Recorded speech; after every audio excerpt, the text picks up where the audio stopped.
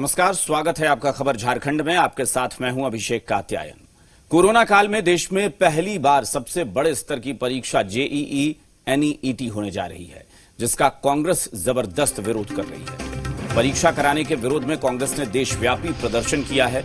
झारखंड में भी परीक्षा के विरोध में पुरजोर प्रदर्शन किया गया। झारखंड सरकार ने अब सुप्रीम कोर्ट का दरवाजा खटखटाया है। सीएम हेमंत सोरेन ने कहा है कि हम लोगों ने कोर्ट में अपना विषय रखा है, एक रिव्यू पिटीशन डाली गई है, सुनवाई होगी।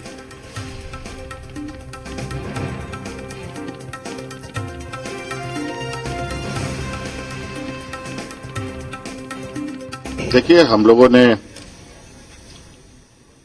विपक्ष की तरफ से कोर्ट में इस विषय पर अपना पक्ष रखा है। एक रिव्यू पिटीशन भी डाला गया है। अब उसकी सुनवाई होगी, उसके पश्चात ही क्या होगा बताया जा सकता है। लेकिन ये कुल मिलाकर के इस संक्रमण में इस समस्या का समाधान निकल सकता था।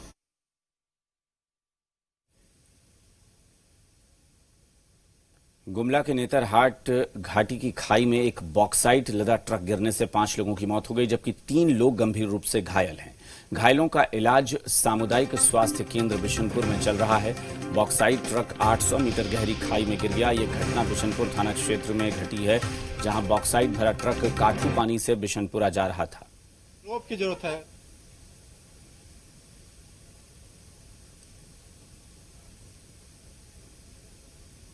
हादसा बेहद भयानक था। 5 लोगों की मौत हो गई है, 3 लोग गंभीर रूप से घायल हैं, जिनका इलाज चल रहा है। को फोन आया, एक नेतरहाट से लौटने वाले व्यक्ति ने फोन किया कि नेतरहाट घाटी में एक बॉक्साइट ट्रक लदा हुआ खाई में गिर गया है, जिसमें कुछ लोगों को दबे होने की सूचना है और कुछ लोग डेथ कर गया है। कितने लोगों की डेथ हुई सर? अभी तक 3 लोगों की डेथ हो चुकी है, 3 लोग जख्मी थे। रांची नगर निगम और राज्य सरकार के बीच फंड को लेकर नूरा कुश्ती जारी है और इन सबके बीच शहर में गंदगी का अंबार लगा है और अव्यवस्था के कारण शहरवासी परेशान हैं। रांची नगर निगम खस्ता हाल। निगम क्षेत्र में नहीं हो रहा है काम। गंदगी और सीवेज से लोग परेशान। जी हां, रांची शहर में चारों ओर फैली गंदगी और ड्रेनेज जाम के कारण लोगों के घरों में बरसात का पानी घुस रहा है। लेकिन रांची नगर निगम लाचार और बेबस है और निगम की इस बेबसी की वजह है फंड की कमी। मेयर आशा लकड़ा ने इसका ठीकरा सरकार पर फोड़ा है और फंड की कमी के कारण 2019-20 के विकास कार्यों में अवरोध का हवाला दे रही है। एसओआर का मामला से सरकार ने अधर में लटका दिए हैं। दूसरा कि जितना भी काम होता और हम पेमेंट कर पाते, ट्रेजरी बंद कर दिए हैं, जिससे हम अपना विकास काम नहीं कर पा रहे हैं। तो कहीं ना कहीं इन सब विकास काम का बाधक बने हैं सरकार। वहीं झारखंड सरकार में पेयजल और स्वच्छता मंत्री मिथिलेश ठाकुर ने मेयर के इस बयान को हास्यास्पद बताया और महामारी काल में सरकार का खजाना खाली होने का हवाला देते हुए नगर निगम को विफल बताया।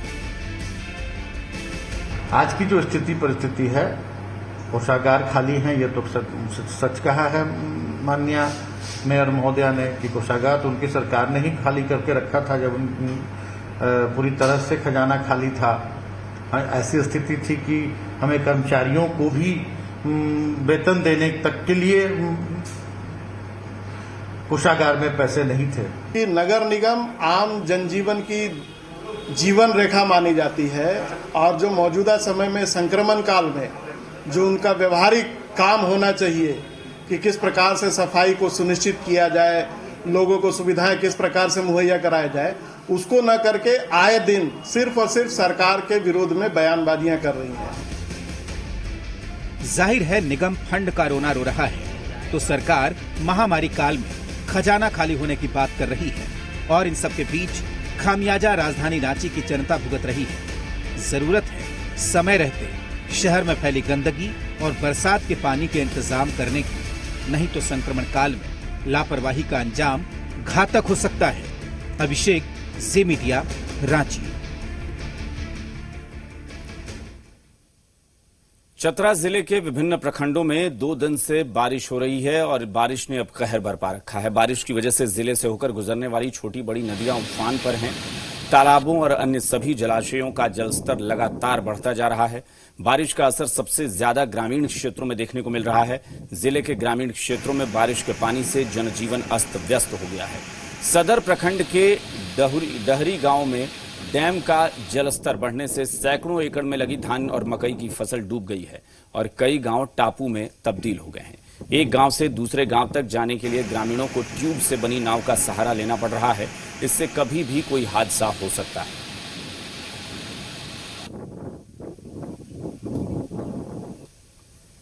लगातार हो रही बारिश की वजह से घाटशिला के विभिन्न क्षेत्रों में जनजीवन अस्त व्यस्त हो गया है। कई गांवों का हाल यह है कि यहां घरों में पानी घुस गया है और कई गांव टापू बन गए हैं। पानी भरने से कई गांवों का संपर्क टूट गया है। सबसे बुरा हाल बहरागोड़ा के कुम्हार डुब्बी पंचायत के प्रतापपुर गांव का है, जहां रंगड़ो नदी के उफान में आने से कई घरों में पानी भर गया है। साथ ही प्रतापपुर गांव का संपर्क मालकुंडा गांव के साथ अन्य दूसरे गांवों से पूरी तरह कट गया है। लोगों के सामने खाने पीने की समस्या पैदा हो गई है। गांव के लोग जान जोखिम में डालकर नदी के तेज बहाव में डेगची के सहारे गांव से बाहर जा रहे हैं, जिससे कभी भी बड़ा हादसा हो सकता है। सूचना मिलने पर बहरागोड़ा विधायक समीर मोहंती राहत सामग्री लेकर मालकुंडी गांव पहुंचे और लोगों का हालचाल पूछा। तो पोल का जरूरत है हम लोग का, और उधर हम लोग रास्ता भी छोड़ देंगे जमीन का ऊपर जितना जमीन पड़ेगा। कौन कौन सा गांव इसमें प्रभावित होता है, कितना दिक्कत होता है? और गांव वाला देखिए उधर से भी गोधा सालजटिया बोहलिया और दुरखुली पाटपुर धुलियापड़ा ढिंगासई केंदुआ मोहकुड़िया मालवा, ये चारों तरफ रास्ता है। गर्मा में धान होता है, फ्री में सबको खेती होगा। हर साल हम लोग यहाँ बांध बांधने आते हैं, बालू का बांध बांधते हैं और हर साल बारिश में चल जाता है। तो मेरा मांग है कि पुलिया के साथ साथ यहाँ एक डैम भी बनना चाहिए, जिस डैम का पानी से कम गर्मा धान सब लोग किसान यहाँ फ्री में खेती कर पाए। सिमडेगा के शहरी क्षेत्र में नेशनल हाईवे 143 पूरी तरह से बदहाल है। महावीर चौक के अलावा झूलन चौक, वीरू कॉम्प्लेक्स और नमाजी कॉम्प्लेक्स के पास NH 143 की हालत बेहद खस्ता है।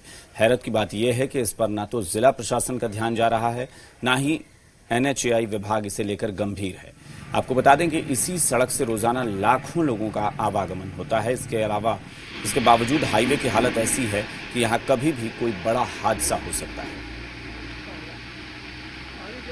गाड़ी 2-2 दिन में बेलबिया से सिमडेगा पहुंच रही है। ड्राइवर भूखे परेशान है, ना कोई होटल की व्यवस्था है, ना कोई रोड की व्यवस्था है।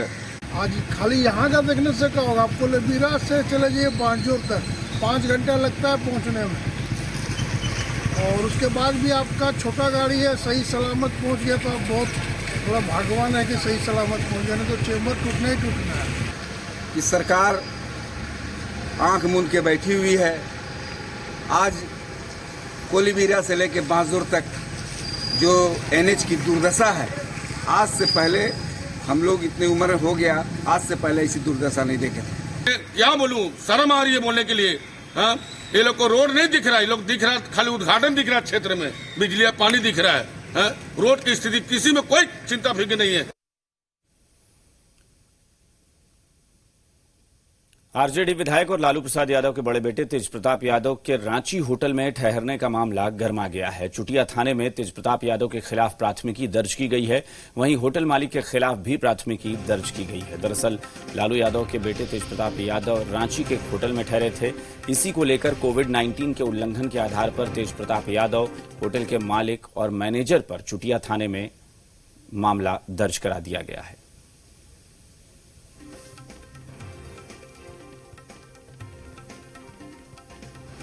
लालू प्रसाद यादव के बड़े बेटे तेज प्रताप यादव पर लॉकडाउन के उल्लंघन का मामला दर्ज हुआ है। राजधानी रांची के चूटिया थाना में यह मामला दर्ज किया गया है और जिस तरीके से तेज प्रताप यादव अपने पूरे काफिले के साथ रांची अपने पिता लालू यादव से मिलने के लिए पहुंचते हैं और रांची के होटल में वो रुके हैं, जिस पर आपत्ति जाहिर करते हुए आपदा प्रबंधन एक्ट के उल्लंघन के तहत मामला दर्ज किया गया है। लिहाजा नोटिस में यह भी जानकारी दी गई है कि तेज प्रताप यादव ने 14 दिनों का जो होम क्वारंटाइन का नियम है, इसका भी उल्लंघन किया है। सौरभ शुक्ला, जी मीडिया, रांची। शुक्रवार को झारखंड कांग्रेस के पूर्व प्रदेश अध्यक्ष प्रदीप बालमूचू अचानक कांग्रेस मुख्यालय रांची पहुंचे, जिसके बाद यह सवाल उठने लगे कि क्या कांग्रेस में प्रदीप बालमूचू की घर वापसी हो गई है। 2019 के विधानसभा चुनाव में कांग्रेस से नाता तोड़ आजसू पार्टी का दामन थामने के बाद प्रदीप बालमूचू पहली बार कांग्रेस के स्टेट हेडक्वार्टर पहुंचे थे। इस वजह से उनके पार्टी में वापसी को लेकर चर्चा गर्म हो गई है। नेताओं के कार्यकर्ताओं के नेता थे, मतलब पूरे झारखंड के कार्यकर्ता उनके पास आते थे और मतलब उनसे खुश थे। और मतलब पार्टी के लिए पूरा जीवन मतलब पार्टी के लिए ही दिया। जिस दिन की मृत्यु उस दिन भी कांग्रेस पार्टी के सामने प्रोग्राम कराया था नगड़ी से। देखिए, आज बाबू पीएन सिंह की श्रद्धांजलि थी आज, और हम लोग सब लोग श्रद्धा सुमन अर्पित किए। सबसे अच्छी बात है कि इस कार्यक्रम का आयोजन उसके परिवार वालों ने ही किया। और आज पीएन सिंह जी हमारे बीच में जरूर नहीं है, मगर उनके जो आदर्श हैं, उनका जो सपना है, उसका जो काम है, वो हमारे बीच में है। चारा घोटाले से संबंधित आरसी 68/96 मामले में सजा याफ्ता आरजेडी सुप्रीमो लालू यादव की हाफ सेंटेंस कंप्लीट होने के आधार पर जमानत की मांग करते हुए रांची हाईकोर्ट में याचिका दायर की गई थी। इसमें सुनवाई होनी थी, लेकिन सीबीआई के वकील की तबीयत खराब होने की वजह से सुनवाई 11 सितंबर तक के लिए टाल दी गई है। जमानत याचिका पर टल गई सुनवाई। लालू यादव को 11 सितंबर का इंतजार। फैसले पर टिका महागठबंधन का भविष्य। चारा घोटाला से संबंधित चाईबासा कोषागार से अवैध निकासी के मामले में शुक्रवार को हाईकोर्ट में सुनवाई की तारीख निर्धारित थी, लेकिन अब मामले की सुनवाई 11 सितंबर को होगी। सीबीआई के अधिवक्ता की तबीयत ठीक नहीं होने की वजह से सुनवाई टल गई है और अब मामले के दोषी और आधी सजा काट चुके आरजेडी सुप्रीमो लालू यादव को जमानत पर फैसले के लिए 11 सितंबर तक इंतजार करना होगा। ये चाईबासा कोषागार से संबंधित आरसी 68A96 का मामला था। इसमें हाफ सेंटेंस इनकी कंप्लीट हो गई है। उसी ग्राउंड पर हमने याचिका दायर की थी, पर सीबीआई के अधिवक्ता जी की तबीयत ठीक नहीं होने के कारण आज सुनवाई टल गई है और 11 सितंबर को होगी। बेल पिटीशन फाइल किया गया था, लेकिन सीबीआई का अनुसार उनको आज बेल नहीं मिलना चाहिए। लेकिन जो सुप्रीम कोर्ट का निर्देश है कि सजा की अवधि आधी पूरी करने के बाद बेल इनको ग्रांट किया जा सकता। 24 जनवरी 2018 को चाईबासा मामले में लालू यादव को दोषी ठहराते हुए कोर्ट ने 5 साल की सजा सुनाई थी। लालू की तरफ से सजा की आधी अवधि जेल में गुजारने को आधार बनाकर जमानत की गुहार लगाई गई है। इधर बिहार विधानसभा चुनाव के मद्देनजर महागठबंधन के भविष्य का लालू की जमानत से किस्मत कनेक्शन जोड़ा जा रहा है, क्योंकि चाईबासा मामले में जमानत को लेकर अगर फैसला लालू के पक्ष में आया तो उनकी पार्टी के लिए बिहार विधानसभा चुनाव में संजीवनी का काम करेगा। हालांकि आज सुनवाई टलने से लालू समर्थक मायूस हुए हैं, मगर 11 तारीख का डेट टली है। 11 तारीख को होना है। उस दिन हम लोग का उस दिन भी आसान्वित हैं कि 11 तारीख को बेल इनको निश्चित तौर पर न्यायालय से मिलेगा। कि हम लोग न्यायालय को मानने वाले लोग हैं और न्यायालय प्रक्रिया में जो न्यायालय का आदेश आया है, निश्चित तौर पर हम लोग उसको मानते हैं और आगे ये उम्मीद करते हैं कि जो सुप्रीम कोर्ट का डायरेक्शन है उसके तहत लालू प्रसाद यादव जी को आगे जमानत मिल जाएगी। उधर झारखंड बीजेपी की भी कोर्ट के फैसले पर नजर है। लेकिन मेरा ये कहना है कि इसको जेल प्रशासन को, लेकिन जेल प्रशासन भी हेमंत सोरेन के अंदर में है, लेकिन कम से कम माननीय उच्च न्यायालय को स्वतः संज्ञान लेना चाहिए और इस पर हस्तक्षेप करके कार्रवाई करनी चाहिए। कोर्ट ने जो फैसला लिया उसको सबको स्वीकार करना चाहिए और हम भी आसान्वित है कि जो कोर्ट के सामने फैक्ट्स रखे जाएंगे, कोर्ट उसके आधार पर फैसला करेगा। लेकिन अब जब माननीय न्यायाधीशों ने फैसला किया है कि अगले आदेश तक सुनवाई स्थगित की जाए, तो फिर अगले आदेश के पहले इंतजार करना चाहिए। बहरहाल अब बिहार के तमाम सियासी दलों, विशेषकर महागठबंधन खेमे को 11 सितंबर के फैसले का इंतजार है। रांची से सौरभ और कामरान के साथ कुमार चंदन, जी मीडिया। बिहार के पूर्व सांसद प्रभुनाथ सिंह को हाई कोर्ट से राहत नहीं मिली है। कोर्ट ने प्रभुनाथ सिंह और दीनानाथ सिंह की सजा बरकरार रखी है। वहीं तीसरे आरोपी रितेश सिंह को बरी कर दिया है। मशरख के तत्कालीन विधायक अशोक सिंह हत्याकांड में सजायाफ्ता तीनों दोषियों की अपील याचिका पर शुक्रवार को झारखंड हाई कोर्ट में फैसला सुनाया। कोर्ट ने फैसला सुनाते हुए निचली अदालत के फैसले को बरकरार रखा। हालांकि कोर्ट से प्रभुनाथ सिंह के भतीजे रितेश सिंह को राहत जरूर मिली है। आपको बता दें कि अशोक सिंह हत्याकांड में हजारीबाग कोर्ट ने सभी को उम्र कैद की सजा सुनाई थी। प्रभुनाथ अभी हजारीबाग के जेपी केंद्रीय जेल में बंद हैं। प्रभुनाथ सिंह और दीनानाथ सिंह, रितेश सिंह, 3 लोगों की अपील फाइल की गई थी हाईकोर्ट में। 2 लोगों का सजा बरकरार रखा गया है। प्रभुनाथ सिंह और दीनानाथ सिंह उनके भाई का सजा बरकरार रखा गया है।